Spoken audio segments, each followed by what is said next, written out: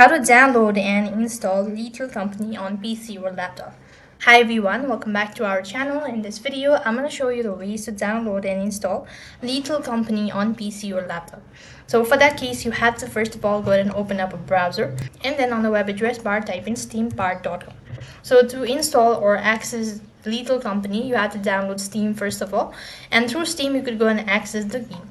So first thing, you have to go ahead and press on install Steam. It's going to take you to the page. You have to select the device, and then the exe file is going to load up and you have to run the installation.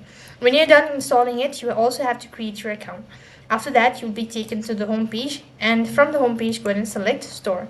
When you press on store, it's going to take you to this sort of fields, and here you need to go ahead and tap on the search box and type in the game that you're looking for, that is Little Company. Go ahead and tap on the game, and here you should be able to locate the following game, and just go ahead and press on it. And when you locate that, you have to go ahead and purchase the game and proceed on to the payment section and all that. When you're done purchasing the game, then what you have to do is you have to go ahead and download and create your account.